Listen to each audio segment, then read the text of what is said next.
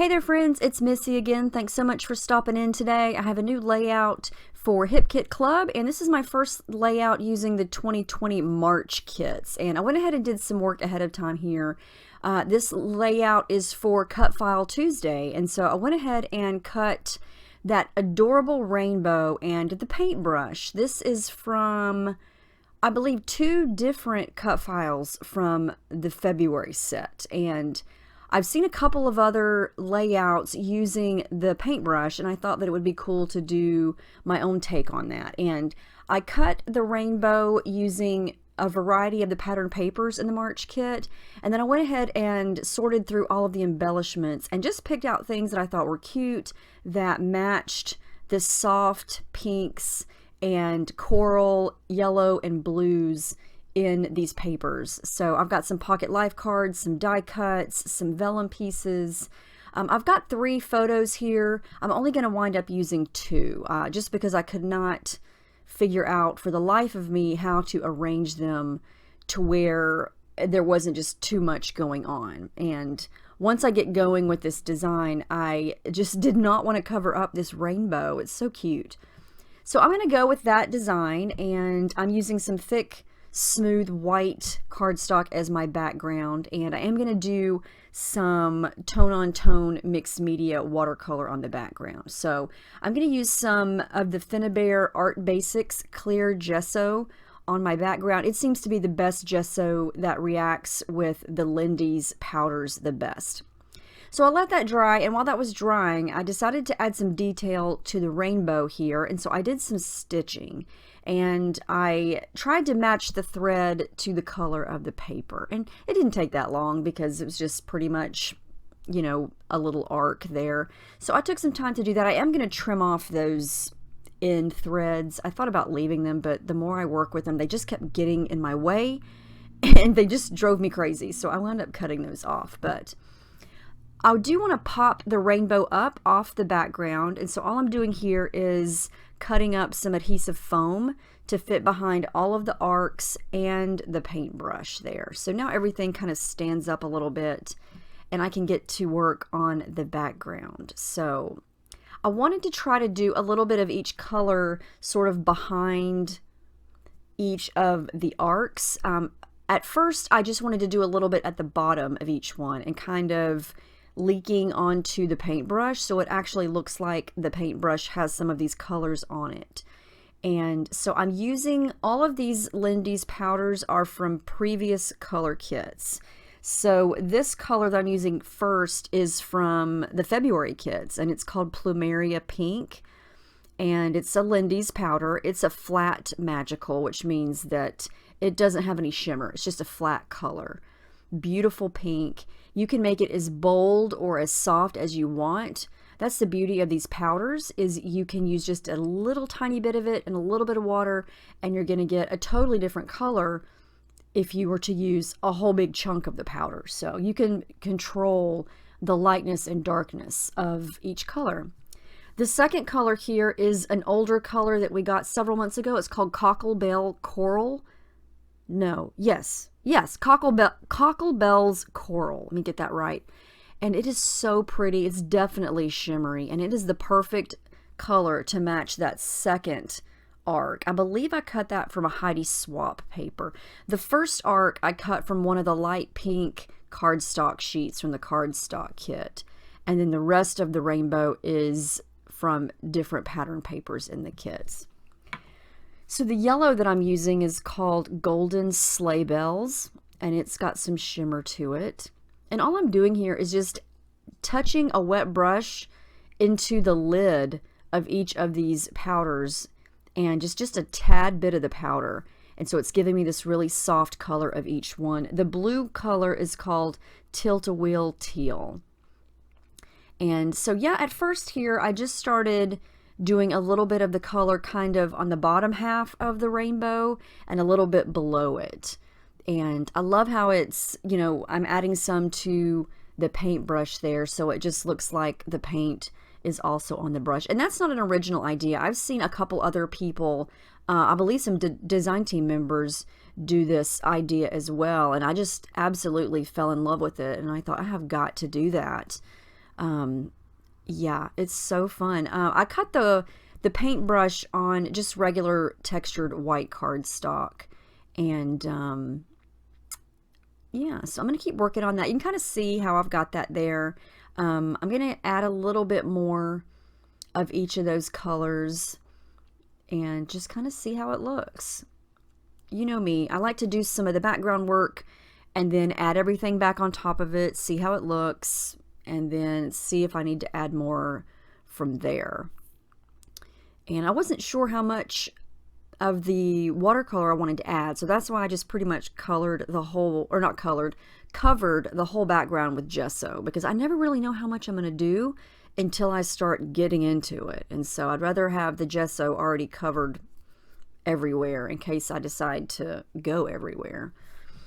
So I do want to add some splatters at this point, so I'm just going to go back to all the colors, use my brush, dip it in the water there, and just kind of splatter it around. And I'm just going to do a little bit of each color there, not too much. And I just decided to print my colors, I can't speak properly today, print my photos in black and white, because I really wanted these soft colors to shine, and I searched through so many pictures and could not find the perfect ones in color, so I felt black and white would work the best. Okay, so I do want to grunge up the paintbrush here. So what I'm going to do is I pulled out a gray gelato from my stash, and I'm just going to kind of run it along the edge and then dip my finger into some water and smudge it around. And this is going to instantly distress this paintbrush, and it's going to make it look a little weathered and just make it look a little more real, a little more dimensional, and just add some lights and darks to it. And I think this makes such a big difference.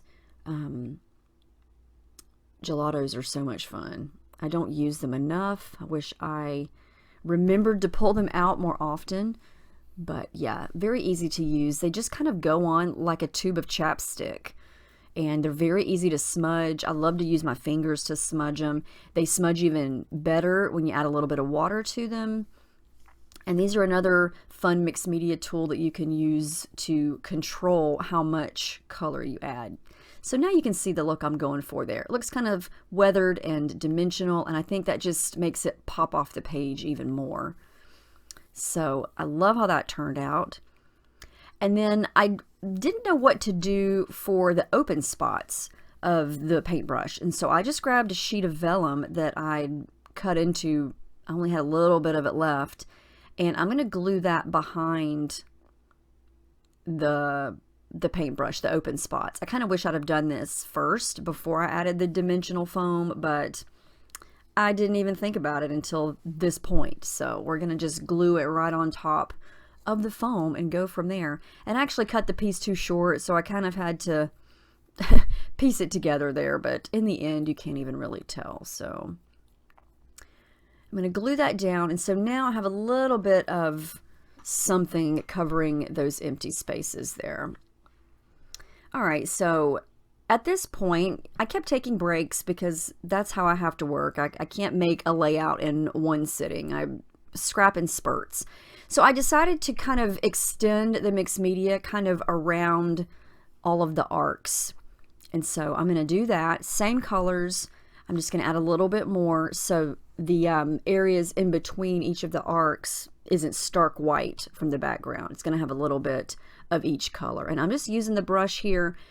This is, you know, I'm not aiming for perfection here. This is just enough to add a little bit of the color. It's supposed to look messy. It's supposed to look, you know, like watercolor. And you can see just a little bit of each of those colors peeking around or peeking through each of the arcs there. And I was careful with the yellow and the blue because I didn't have any green in the rainbow, so I didn't really want green in the background. So I was careful about the yellow and the blue mixing. So I'm going to bring that color a little bit further down, and I'm not necessarily going to do a lot of it on the left hand side because that's where the paintbrush is going to go. So I'm going to do a little bit more over here on the right. And I love how the watercolors wind up blending together. And I know I've said this a million times, but this is when it pays to get the color kit. If you're a mixed media fan like I am, you know, all of these colors are from previous kits, and look, they match the March kits perfectly. So highly recommend getting the color kits each month, because there's a 99.9% chance that those colors from past kits are going to match future kits. And so now you've got a ton of colors to choose from. So I love how this is looking. I'm going to go ahead and glue all these arcs down. And when I added the foam, you know, they did kind of bend and want to kind of pop off the page in weird angles just because of the nature of the foam. But once I glued it down, I set a heavy paper stack on top of it for a little while and let it dry and let it really flatten out.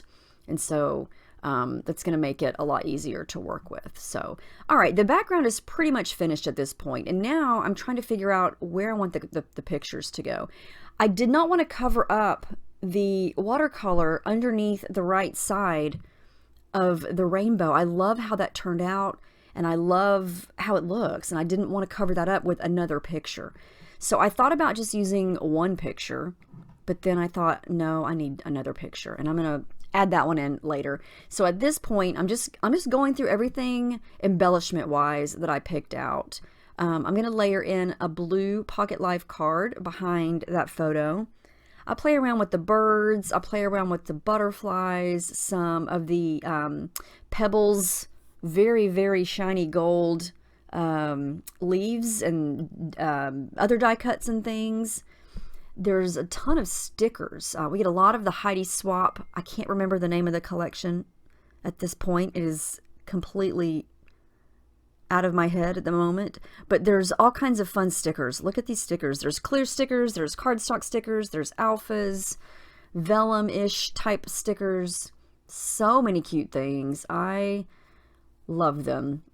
On this one sticker sheet, there are this little row of these tiny sunshines that match the sunshines in the yellow paper. So I thought, let's create some dimension. So I'm going to add a little bit of foam behind a couple of those sunshine stickers and add those to the yellow arc and the rainbow, since it's the same thing, but it just gives it some dimension and a little bit of interest.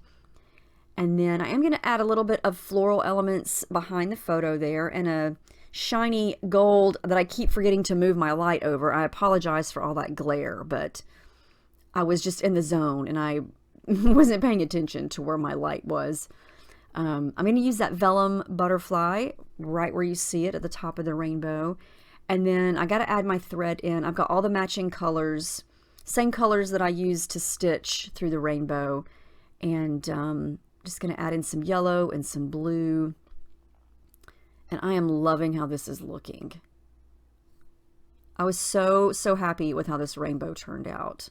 And here's where I bring in my second photo. I'm going to layer in again a Pocket Life card piece there, and I'm going to put it sort of in the middle, so it's not going to cover up that watercolor that's coming out from underneath the photo on the right. I'm going to tuck it in right there so you can still see the paintbrush, you can still see the rainbow, and I'm still using multiple photos. And I tried to angle, I know I say this a lot, but I try to angle the photos so the person in the photo is sort of looking in toward something. So the photo of her on the right, her head is looking toward the left, and then the photo in the middle, she's kind of looking straight at me, but her face is kind of facing the right. So that's why I put her, or that photo there. And I know it's more in the middle, but it's still to the left of the first photo. Does that even make sense? It makes sense in my head.